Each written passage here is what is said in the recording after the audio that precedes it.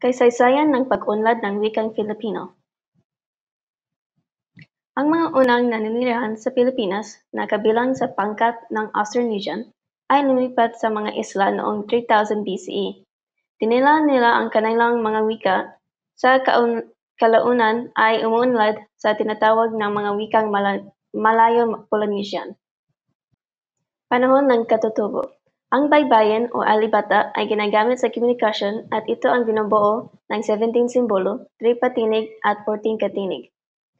Ang sinuunang script na ay ginagamit para sa pagsulat ng materials tulad ng dahon, kawayan at tela. Ang baybayin ay pinaniniwalaang nabuo noong ika-15 na siglo. Ito ay isang miyembro ng Brahmic na pamilya na mga script na nagmula ng India. Maaring masubayan ito pabalik sa sinuunang mga sistema ng pagsulat ng Timog Silang Asya na sumasalin sa kalakalan at pagpalitan ng kultura ng relihiyon. Kolonisasyon ng Espanyol, 1521 to 1598. Ang pagdating ng Espanyol ay nadulot na makabaluhang pagbago sa panlipunan, kultura at linguistik na tanawin ng Pilipinas. Mga misyonerong Espanyol na unang nagturo ng Espanyol gayunpaman nilaban ito ng mga prior.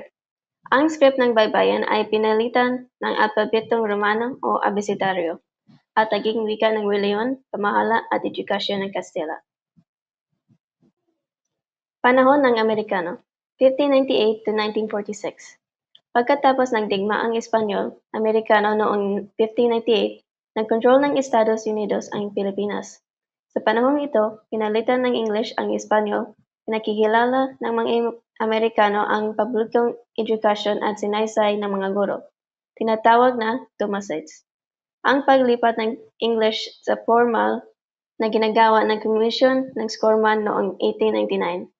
Noong 1936, itinatawag ni Pangulong Manuel L. Quezon ang Surian ng Wikang Pambansa o Institute ng Wikang Pambansa upang pumili ng batayan ng Wikang Pambansa. Noong December 30, 1937, idineklara ni Quezon ang Tagalog bilang batayan ng pambansang wika.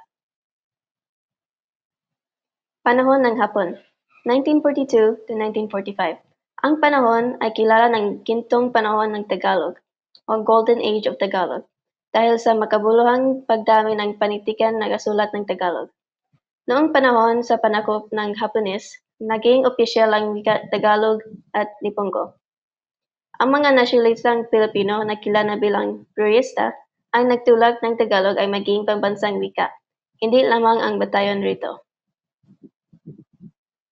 Noong 1959, ang kagawaran ng edukasyon sa ilalim ng kalihim Jose Romero ay naglabas ng isang direktiba na opisyal na tumatawag ng wikang pambansa na Pilipino sa halip na Tagalog.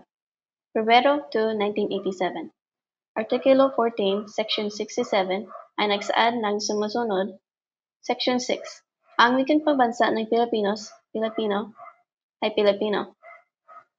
Habang nilihang dapat itong paunlaran at pamayaman pabatay sa umiral ng wika ng Pilipinas at sa iba pang mga wika. Section 7. Para sa mga layuning komunikasyon at pagturo, ang mga wika ng Pilipinas ay dapat Pilipino at maliban kung itinadalhan ng batas. Noong 1997, idineklara ni Pangulong Fidel V. Ramos ang Agosto bilang buwan ng wika o buwan ng wikang pambansa sa pamamagitan ng Proklamasyon PLG 1041 upang isulong ang kamalayan at paggamit ng wikang pambansa.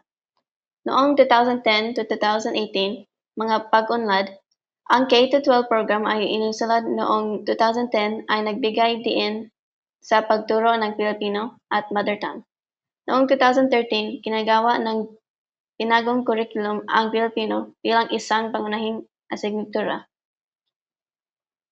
Noong 2018, Batas Pambansa BLG 84, sa institutional ang Pilipino at iba pang mga wika sa Pilipinas sa mas mataas na edukasyon. Thank you for listening.